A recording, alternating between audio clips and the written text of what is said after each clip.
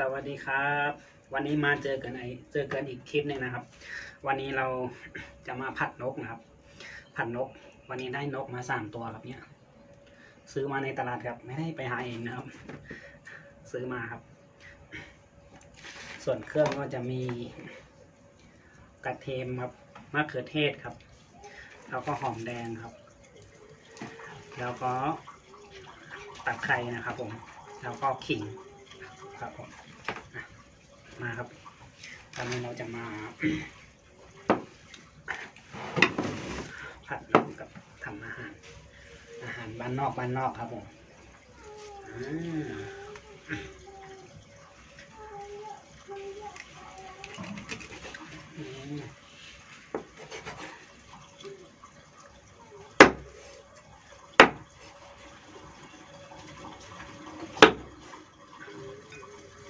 สับก่อนครับใส่นกก่อน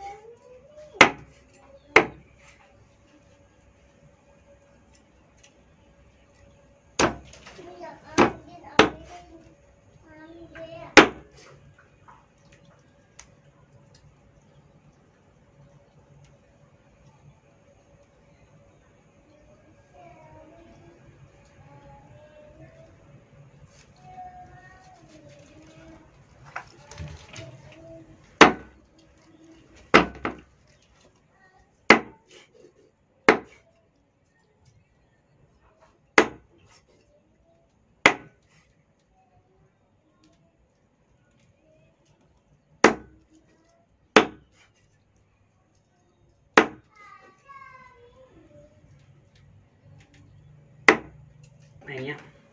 ขิงครับขิงเราก็ตำเอา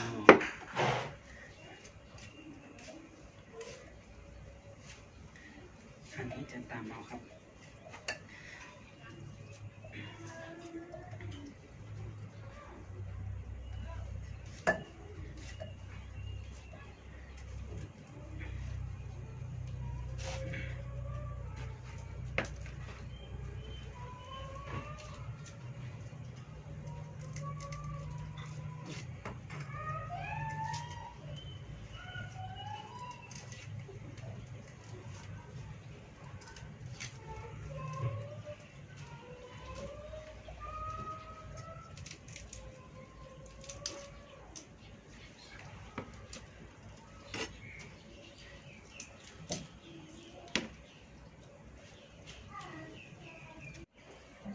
โอเค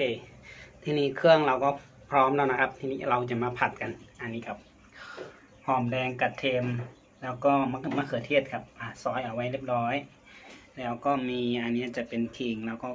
กระเทียมเราตำไว้นะครับเนี่ยครับมาทีนี้เราจะมาผัดกันน้ำมันครับ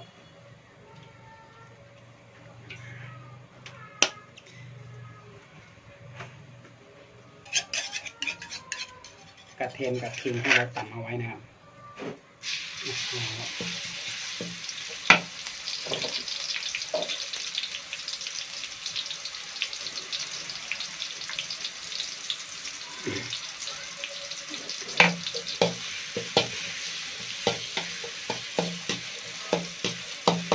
ต้องทิ้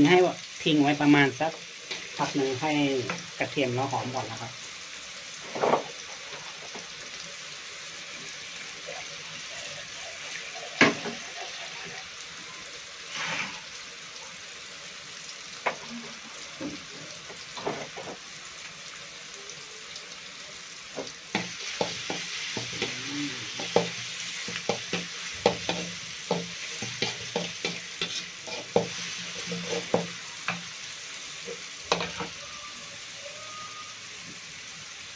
โอเคตามด้วยหอมแดงซอยครับ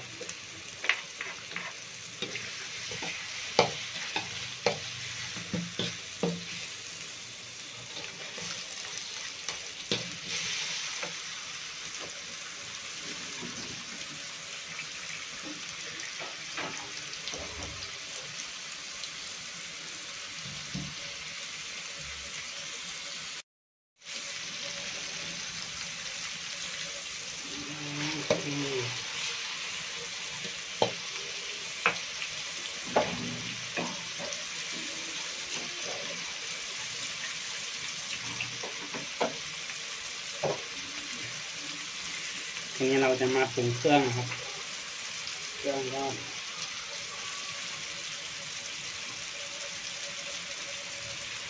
เกลือตามด้วย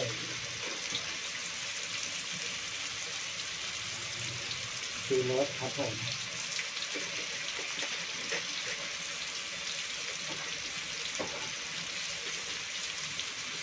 ตามด้วยรสดีครับ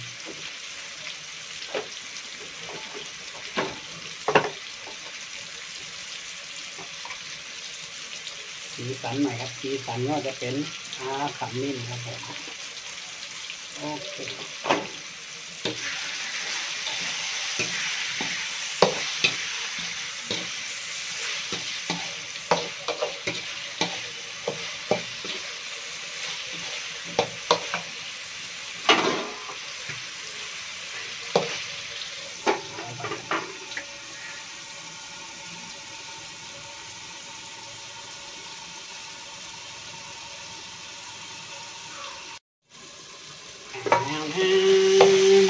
โอ้ยหอมมากครับพี่น้อง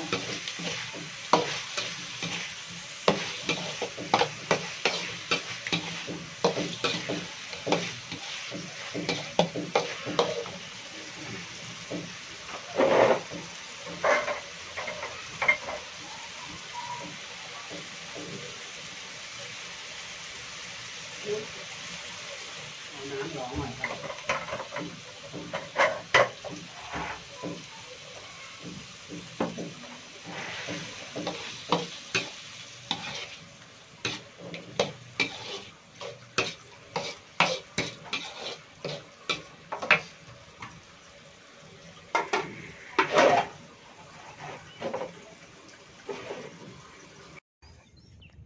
มาส่งค่ะมื่อนี้มากินข้าวจ้ำกันค่ะสวัสดีครับมาครับมาวันนี้มากินผัดนกด้วยกันครับมาผัดนกกับข้าวครับมาพี่น้องมา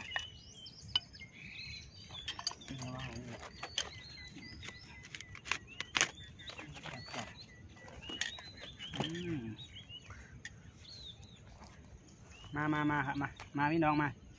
กินข้าวด้วยกันครับ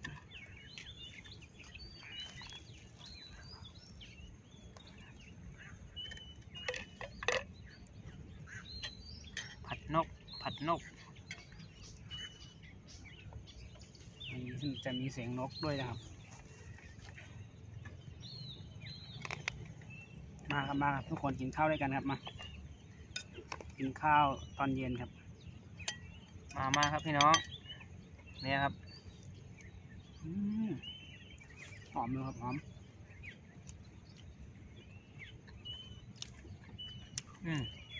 อร่อยดีครับพี่น้องมาลูกมากินเอาลูกมาข้าวไหมมานั่งนี่มานั่งกันนี่มานั่งตรงนี้มาสวัสดีก่อนมากดไลค์กดแชร์ให้อะไรมาจีมานั่งนี่เลยมา มาเรียนอย่างนั้นเอาอย่างพอขอยมานี่มากดไลค์กดแชร์ให้หนูหน่อยค่ะไหนมานั่งนี่นั่งกับอาไหมนั่งนี้นั่งกับอาก็ได้ไหมนั่งนี่มานั่งไหนนั่งตรงนี้ได้ไปนั่งตรงนี้นะสวัสดีค่ะนะสวัสดีค่ะกันลูกสวัสดีก่อนอันนี้เป็นร้านครับทำสวยๆสิทำสวยๆดิสวัสดีทำดีๆนั่งดีกดไลค์กดแชร์ให้หนูหน่อยค่ะกดไลค์กดแชร์ให้หนูหน่อยค่ะมากินข้าวด้วยกันค่ะมากินข้าวด้วยกันค่ะกินไหมกินเลยอร่อยกินให้สวยๆสิกินให้เนี่ยลูกๆเขาดูอยู่น่ะกินเลยอ้ำกินนี่อ้ำนี่เหรอแม่กับข้าว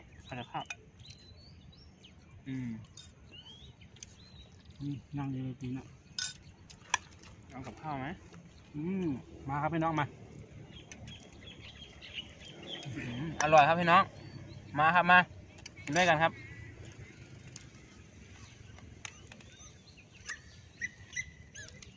วันนี้ไม่เอาโต้มาครับโต้กินข้าวผัดนกครับน้ำเนี่ย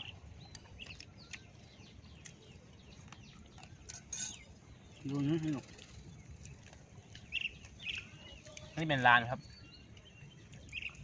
ร้านคนแรกครับมาครับมา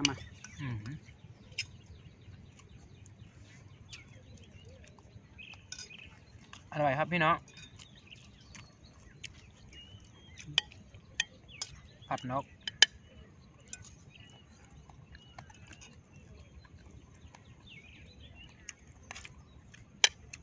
กินนะ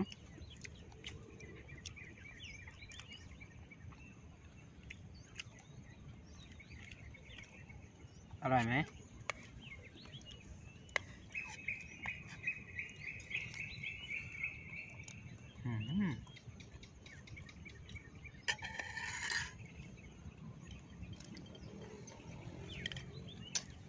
ผัดนกครับกระดูกเยอะหน่อยครับ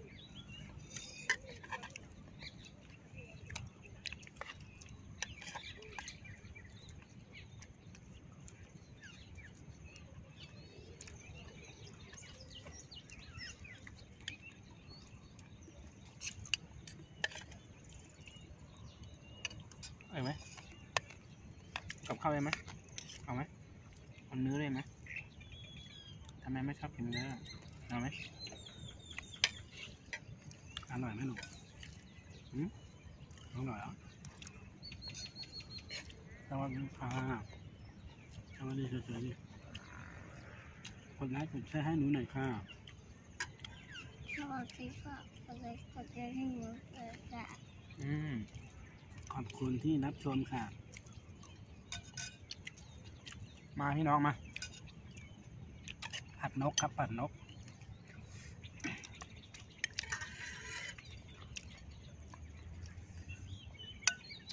กระดูกเยอะหน่อยครับกินยากหน่อย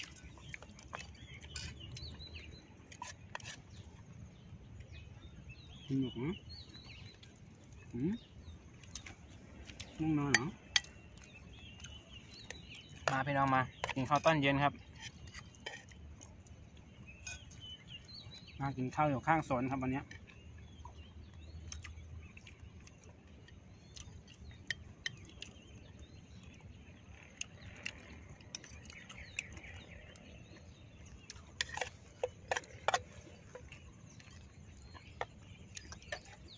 กินหนำอยู่อร่อยนะอะไรบ้างเนี่ยกระดูกเยอะครับอร่อยแต่ว่ากินยากกระดูกเยอะหน่อย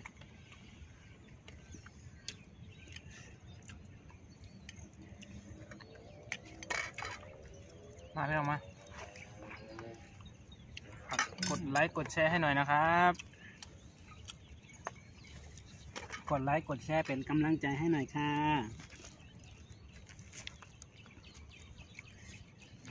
มากินข้าวกับพ่อไหม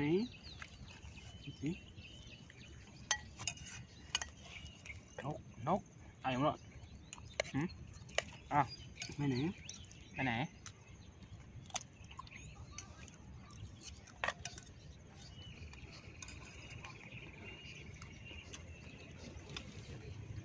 ล็อกกับ นกเห็นไหมเห็นนกไหม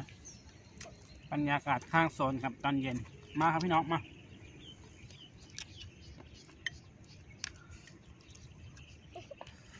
นก เป็นนกครับ สองตัวเลย เนี่ยนกลูก นกมีสองตัวนะ ไหน นี่ไงนก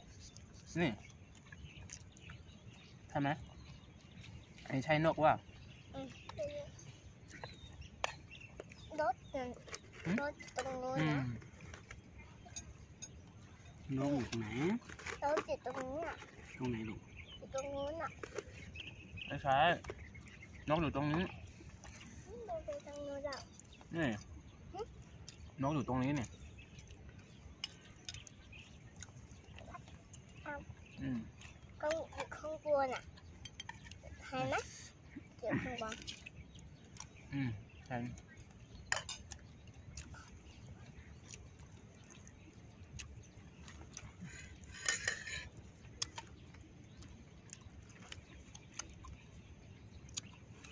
นกไม่ ขอกำลังใจหนะครับ คนละ1 ไลค์ 1 แชร์นะครับผม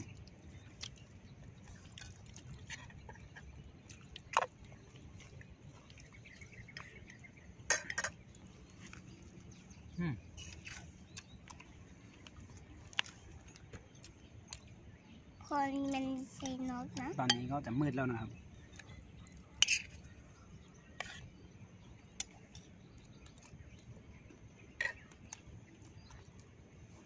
อร่อยไหม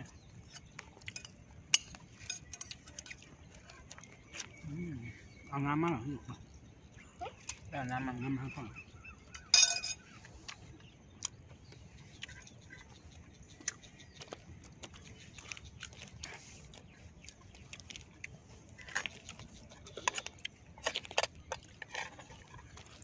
มาข้างหลังนี่ลูกหอมใส่ตะไคร้ครับหอมมาก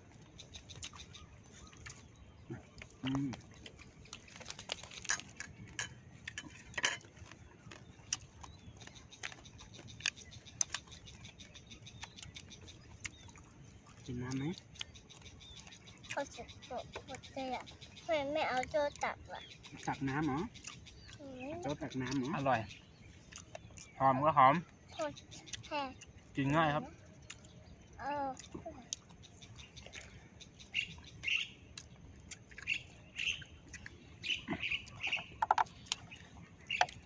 กระดูกเยอะ แต่ก็กินง่ายมาก เพราะว่ากระดูกมันอ่อนครับ มันไม่ได้แข็งมาก อร่อยดีครับพี่น้องมาเอาไปเก็บไว้ไหนลูก จะไว้ตรงนี้ก็ได้ ตรงไหน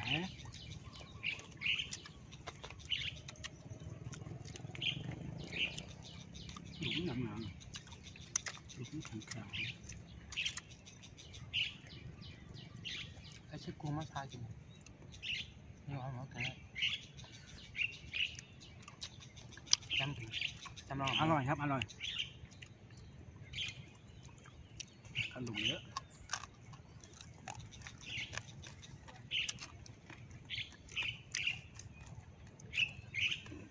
มาให้น้องเหยียบก่อน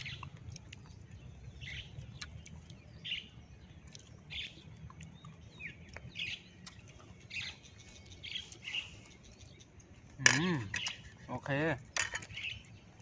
อร่อยครับพี่น้อง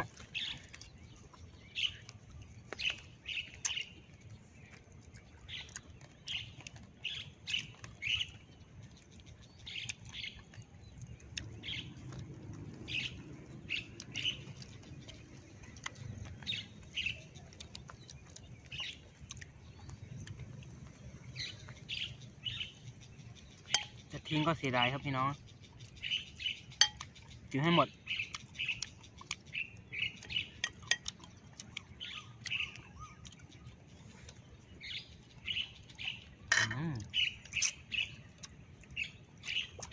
โอเค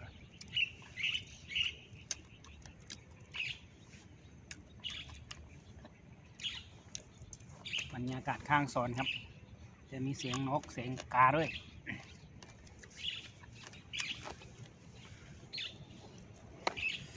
ก็ขอบคุณที่รับชมนะครับสำหรับคลิปนี้ก็วันนี้จะประมาณนี้ก่อนครับ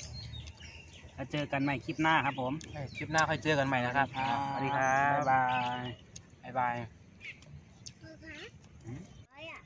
เนี่ยครับสวัสดีครับบรรยากาศข้างโซนครับ พ่อให้ไปไหนอีกอันหนึงอ่ะพ่อให้ไปไหน วันนี้ก็มากินข้าวอยู่ข้างโซนเนี่ยครับนี่ครับ พ่อจะให้ไปไหนอีกอันหนึงอ่ะ สวัสดีหน่อยลูกสวัสดีหน่อย สวัสดีครับสวัสดี สวัสดีค่ะเนี่ย วันนี้ นี่ บ๊ายบายหนูจะไป บายบายหน่อยบายบายหน่อยบายบายก่อน บ๊ายบาย กดไลค์กดแชร์ให้หนูหน่อยค่ะ ได้กระเจให้หนูหน่อยค่ะบ๊ายบาย แล้วเจอกันใหม่คลิปหน้าค่ะ เจอกันใหม่คลิปหน้าค่ะ